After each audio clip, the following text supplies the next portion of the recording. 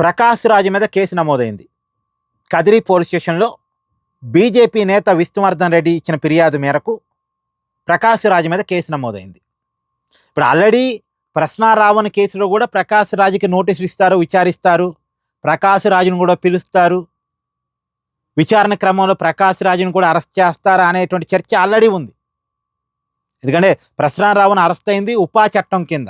అది చాలా severe case. ఆ కేసు విచారణ కూడా చాలా సీరియస్గా ఉంటుంది. అందులో ప్రశ్నారావణ్ అరెస్ట్ అయిన తర్వాత ప్రకాష్ రాజ్ కూడా కొంత మెంటల్గా ఫిక్స్ అయ్యాడు. తనని కూడా పిలుస్తారు విచారణకని కొంత మెంటల్గా ఫిక్స్ అయినట్టున్నాడు.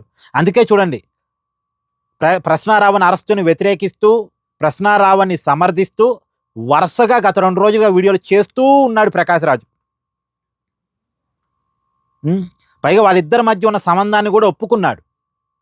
అవును, ప్రశ్నారావణ్తో నాకు మంచి రిలేషనే ఉంది, నేను పెట్టే ట్వీట్స్ దాంట్లో ఉండే స్పెల్లింగ్ మిస్టేక్స్ అన్నీ కూడా ఈ ప్రశ్నారావణ్ చెక్ చేస్తుంటాడని చెప్పాడు. అంటే వీళ్ళిద్దరి మధ్య కంటెంట్ షేరింగ్ ఉంది. ప్రకాష్ రాజ్ ఏ కంటెంట్ అయితే మాట్లాడతాడు, ఏ కంటెంట్ అయితే తన ట్విట్టర్ ఖాతాలో పోస్టులు పెడుతుంటాడు, అవన్నీ ప్రశ్నారావణ్కి షేర్ చేస్తుంటాడు. వాళ్ళిద్దరి మధ్య ఆ విషయంలో చర్చలు జరుగుతూ ఉంటాయి. ఒకరితో ఒకరు మాట్లాడుకొని కంటెంట్ చేస్తారు అనేది ఇక్కడ ప్రకాష్ రాజే కొంతవరకు అంగీకరించాడు.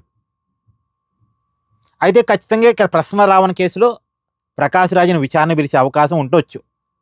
సరే, దీంతో సంబంధం లేకుండా ఇప్పుడు బీజేపీ నేత విష్ణువర్ధన్ రెడ్డి ప్రకాష్ రాజ్ మీద ఇంకో కేసు పెట్టాడు. ఇప్పుడు ఆ కేసు విషయంలో ప్రకాష్ రాజ్ని అరెస్ట్ చేస్తారా చూడాలి. కానీ అనవసరమైనటువంటి వివాదాల్లో ప్రకాష్ రాజ్ ఇరుక్కున్నాడు. మంచి నటుడు, విలక్షణమైన నటుడు. తెలుగు, తమిళం, మలయాళం, కన్నడం ఇలా అన్ని చాలా భాషల్లో, హిందీలో కూడా నటించాడు. అద్భుతమైన నటుడు. నటుడుగా చూసినప్పుడు ప్రకాష్ రాజ్ ఓకే, కానీ మనిషిగా చూసినప్పుడే డౌటు. ఇప్పుడు ఈ అనవసరమైన వివాదాల్లోకి తూరి తన నేమ్ పోగొట్టుకున్నాడు, తన పాపులారిటీ పోగొట్టుకున్నాడు, తన సినిమా అవకాశాలు పోగొట్టుకున్నాడు. ఇప్పుడు సినిమా వాళ్ళు కూడా ఆలోచించాలి, ప్రకాష్ రాజ్కి అవకాశాలు ఇవ్వాలా వద్దా అని. కానీ సినిమా వాళ్ళు కూడా ఆలోచించాలి, ఇలా యాంటీ నేషన్ ఐడియాలజీ ఉన్న వాళ్ళకి అవకాశాలు ఇవ్వచ్చా వద్దా అనేది. సో మొత్తానికి ప్రకాష్ రాజ్ మీద కేసు నమోదైంది. Thank you.